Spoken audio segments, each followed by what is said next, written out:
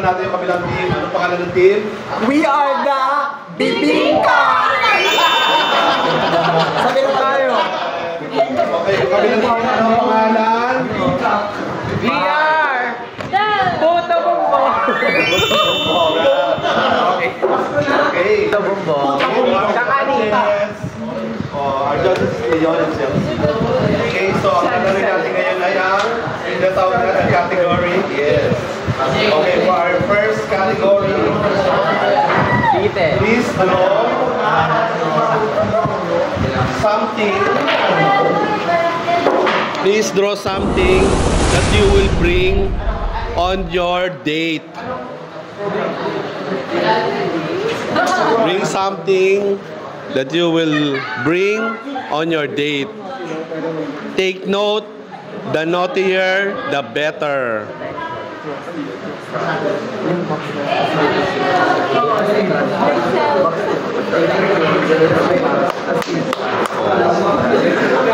30 seconds lang, ha?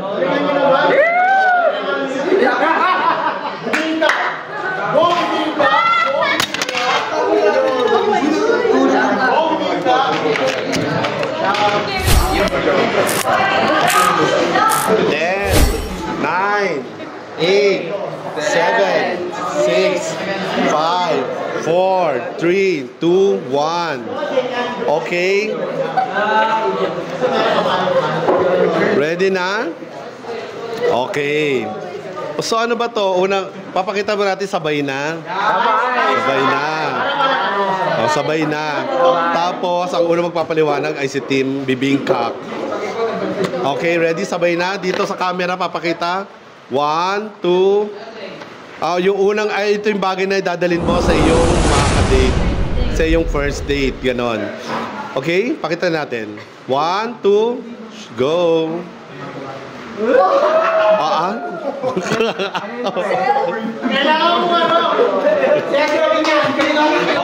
SPG. Okay, sino muna mag-explain? Okay, first na mag-explain natin. Oh, they will explain first. First, you need to bring yourself on a date because you cannot go on a date without yourself, right? Also, this womanhood represents all the women. Like you love her, right? Kiss, kiss, kiss,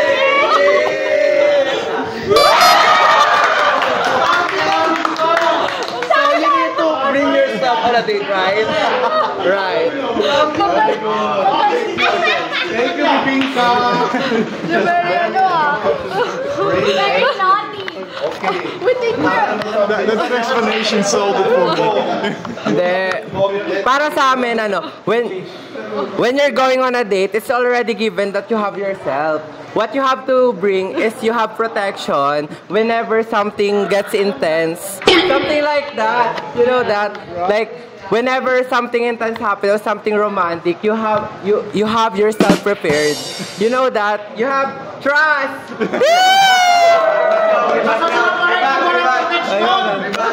You have to bring your trust to your partner and trust to protect yourself in and dildo to satisfy yourself in yung ano.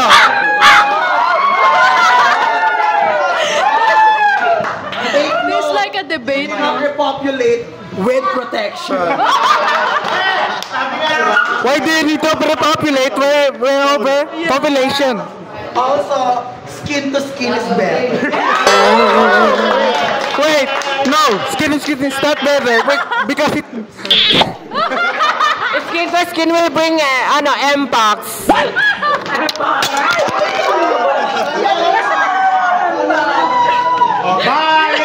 Bayan! Wait lang, alagaan ko nasira. So, thank you, Team Bibingka and Team Putabongbong. Okay. Meron na bang verdict? Do we have a... Kanina bibigay yung points? Team Bibingka or Team Putabongbong? Protection. Wala na, pinapakita mo. Protection because when there's a date, Tapos na. Okay, Kanina bibigyan. he said to Team Bibingka. Okay, do you want to know why? Okay, we want to know. He said because it's what do you call this? Self, because it's the naughtiest, and also it's where the evolution started.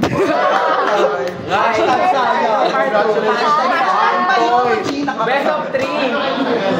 So again, guys, the naughtiest and the best explanation. Yes. Yeah. Our next category is the first thing you would love to do when you woke up. Yung malimit mong gustong gawin kapag gising mo. Paggising sa umaga.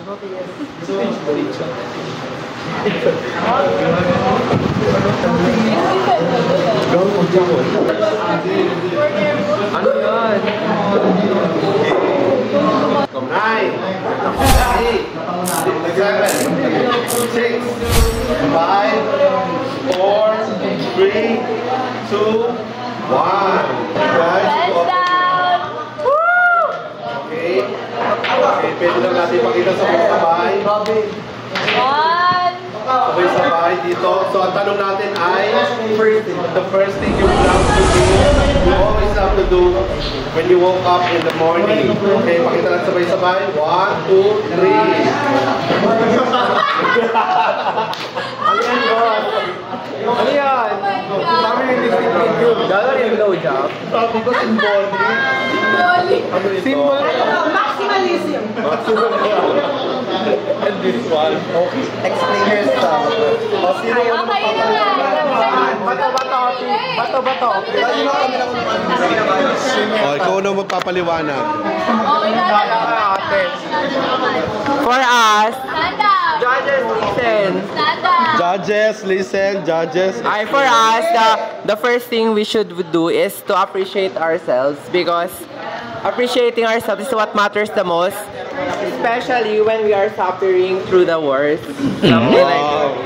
So we should appreciate ourselves everything we woke up, because it's what keeps us moving in everyday life. So if you don't appreciate yourself, so we will have a problem in the next lives. So this is how you appreciate yourself. So we should focus on ourselves. That's what I am inferring. So we should focus on ourselves and what are you saying?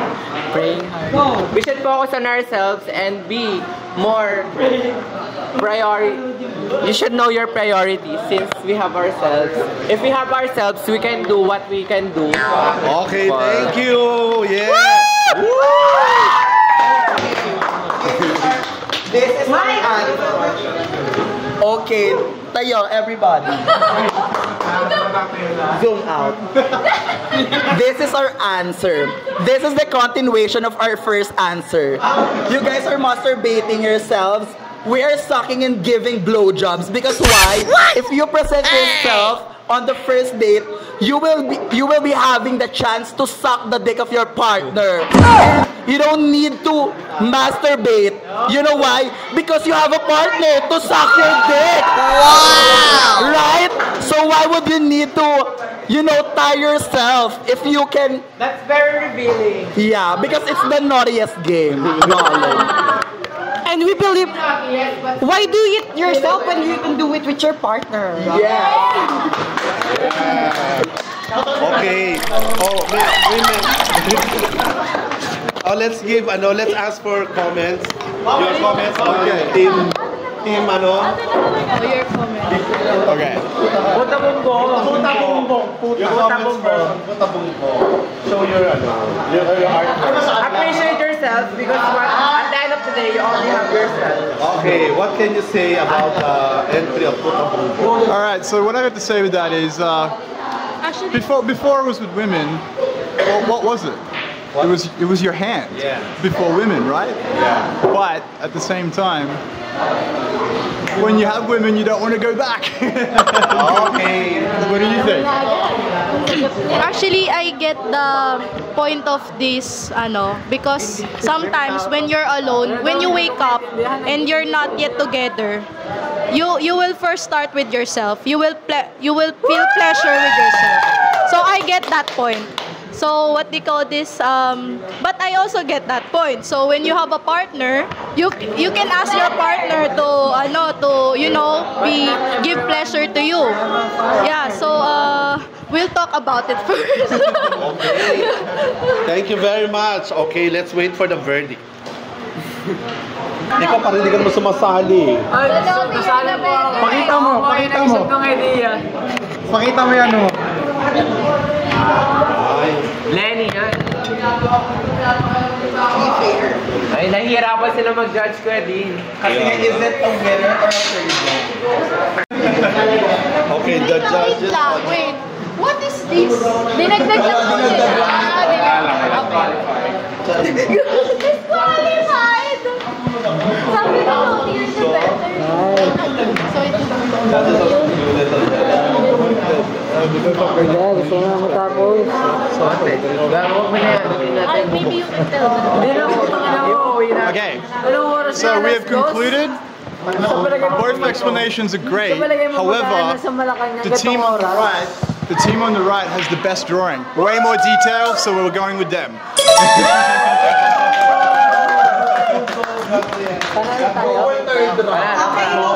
That's right. Yes, it's time. Ate, don't blowjob ha! Do not give him. Blowjob is restricted. Okay, for our third question, the third category is, what do you think is the best sex position? For your best What's your favorite position? best sex position. Wala akong experience dyan, kaya na lang.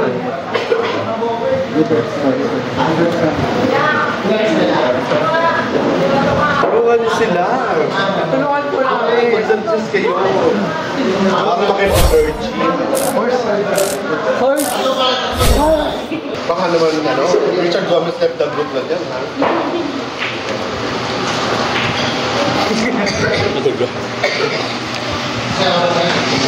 Are we ready? Ready? For the third question, the category is, what do you think the best sex position? Okay, ready? Reveal. 1, 2, 3. Our drawing. Wait, okay. This one and this one. Okay. Kami naman. Bato, pico sino yung Sige,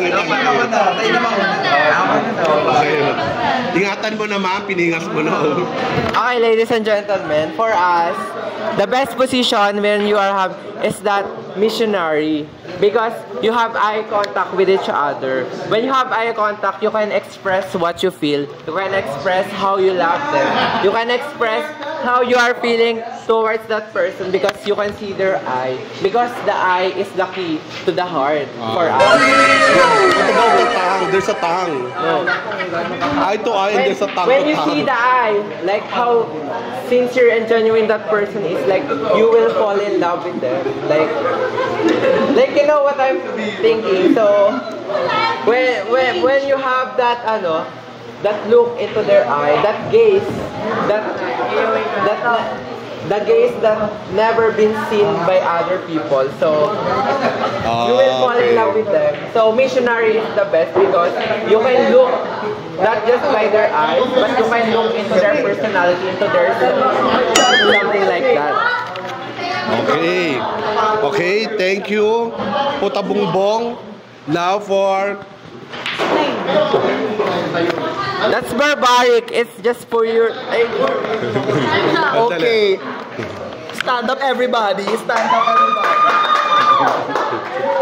Okay, so our answer will be the best sex position would be dog style.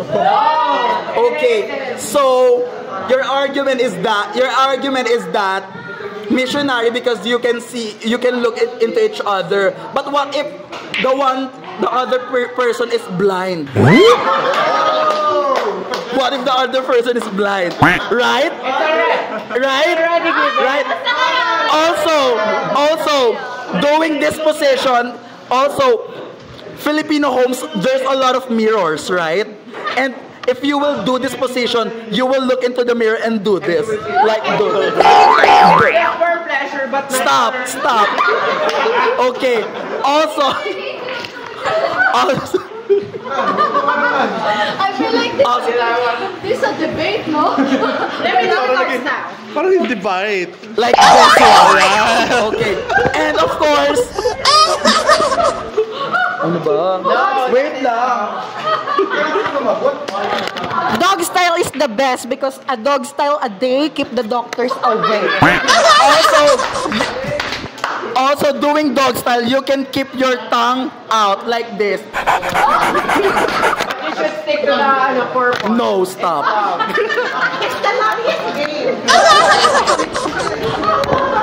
Okay, thank you very much. It should be love, so you should have eye. No, not all the time. You can just fuck and go. It's the naughtiest answer. Okay, thank you very much. Team, anong team mo? Indibingka, thank you very much. Okay, may we ask for comments from our judges? Comments from our judges. Alright. This is a really tough choice because one person comes from love and one person comes from lust. Who do you really want? For me, the naughtiest would be Team Bibinka. I'd like to add. I hope you guys enjoyed this game because I really enjoyed it. I like the creativity and the debate. You know, I got nervous. I feel like I was a participant.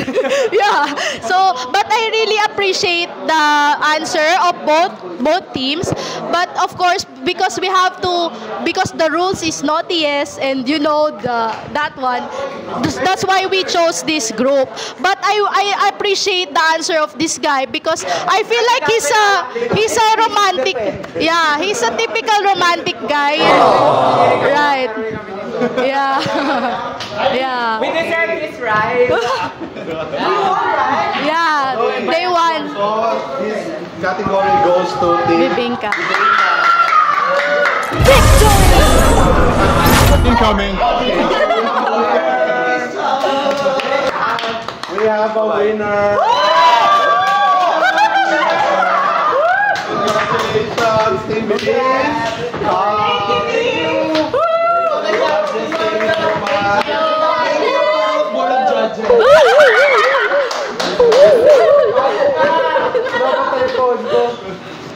Thank you very